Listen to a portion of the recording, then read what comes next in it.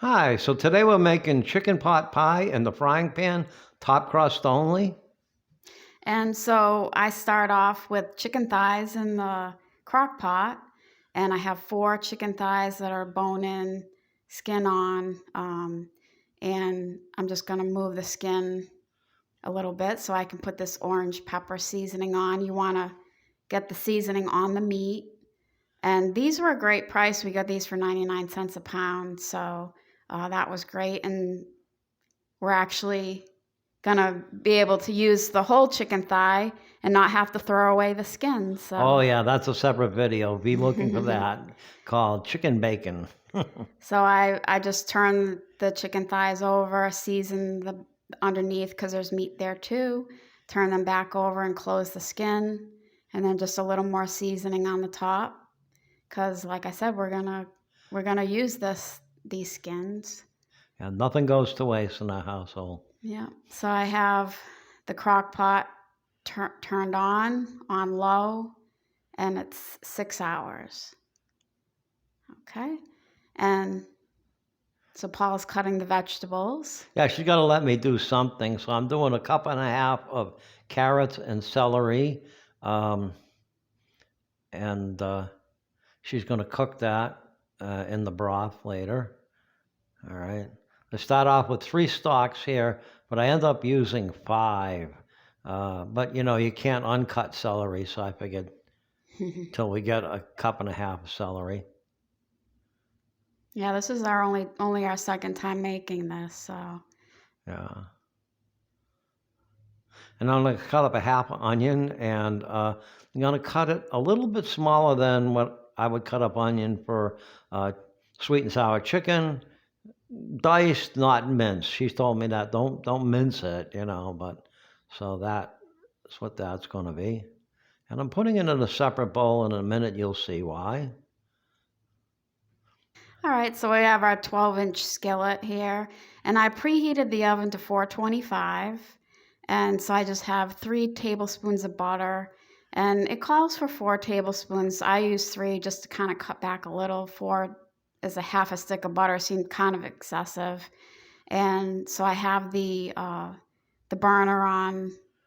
I started it on high, turned it down a little bit, ended up turning it back up. But anyways, you just want to melt the butter. I just didn't want to burn it. So, Right.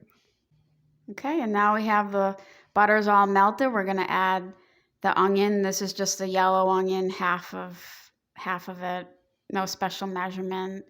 And turn the heat up a little bit because we want to saute this till this becomes kind of translucent, the onion, just to soften it a little bit.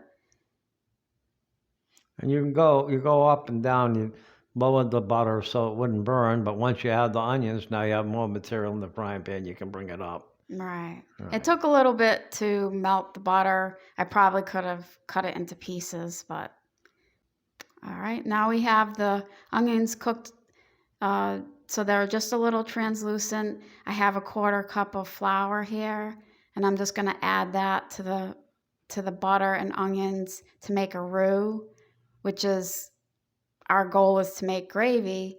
So what a roux is butter and flour and chicken stock. Wow, that's something new to me. I'd never heard of a roux. Only roux I ever heard of was Rue McClanahan. Yeah, it's ROUX is the cooking term. Okay. So we're gonna mix this flour in so it's not dry anymore till the butter absorbs all the flour. And then we have our chicken stock we're gonna add so we can kind of get that gravy consistency. That just takes about a minute, just mix that in. And we have 2.5 cups of chicken broth. I use 2 different measuring cups because my measuring cup is only 2 cups, but so you want to pour that in and mix it up, and then just wait for it to come back to simmer to thicken it up a little bit. You just want to mix it around and get all the stuff off the bottom of the frying pan. Right. All right. So now it's time to add our spices, which I just have some black pepper And notice I'm not adding extra salt because the butter and the chicken broth have salt in them. We have rosemary, no special measurement. I just sprinkled some in, just kind of eyeball it, not too much. And then the recipe calls for thyme, and I don't have just thyme, I have Italian seasoning, and this has thyme in it. So I figured I'd just use some Italian seasoning. And once again, no special measurement, just, just sprinkle it over the top to cover the top. And then our special ingredient is this perfect pinch steak, which used to be called broiled steak seasoning. That also has salt in it too, so that's why I know I added salt. But my husband loves this. He puts it in everything. Yes, we put that on everything, in everything. Okay. Okay, so we're just going to mix that up. Just keep stirring. Make sure nothing's stuck on the bottom of the pan. I have some carrots and celery that I cooked up in some chicken broth because I didn't want the vegetables to be crunchy when it's done in the oven. So I cooked those in the chicken broth for about 15 minutes. And then I took them out and used the chicken broth to get the flavor from the celery and carrots. Okay. So now we have this cooking for, I'd say about maybe 10 minutes. You can use your own judgment as far as how thick you want the gravy to be, because if you leave it more liquidy, then it won't cook out as much liquid when we're going to put this in the oven for 40 minutes. But I kind of cooked it down a little because I want it to have a kind of a more gravy consistency. I noticed you set the oven to 7 minutes, it changed to 2. So you were doing this for 5 minutes. Yeah. Yeah, cooking it down. And I had par cooked the carrots and celery. If you don't do that, cooking it a little longer is better. So I have the 4 chicken thighs. I took off the bone and cut up into pieces. This is already cooked, so adding this in at the last minute and just kind of evenly distributing it. And the thing I want to talk about next is I'm going to be putting the crust on. I made homemade crust. I've never done that before, and the recipe calls for a food processor, which I don't have. So I did my best using cold butter with a knife and with a fork and with my hands, and put it in the fridge, then took it out and let it get to room temperature.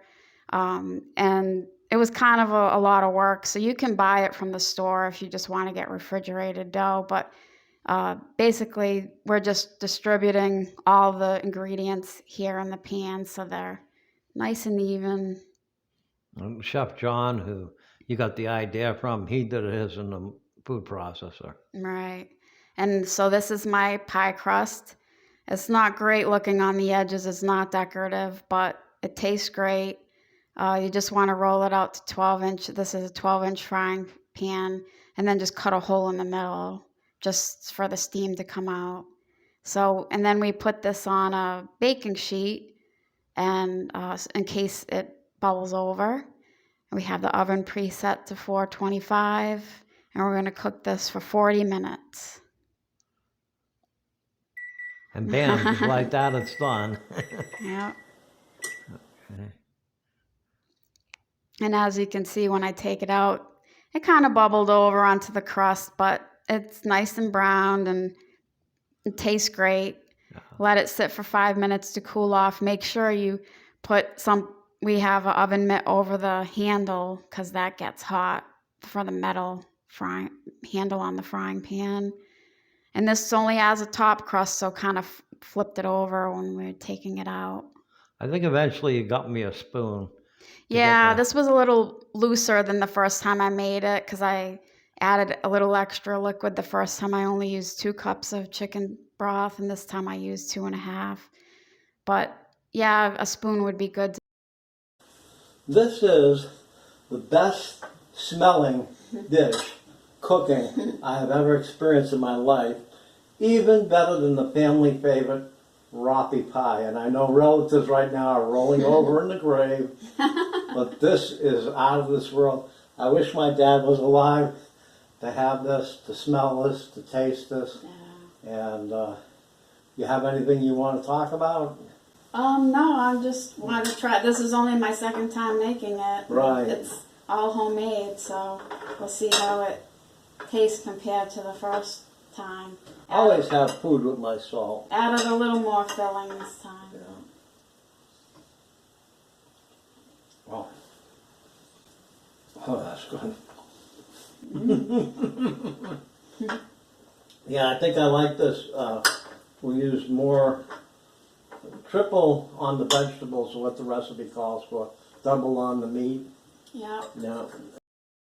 Okay, thanks for watching. Thanks for watching. Bye. Bye.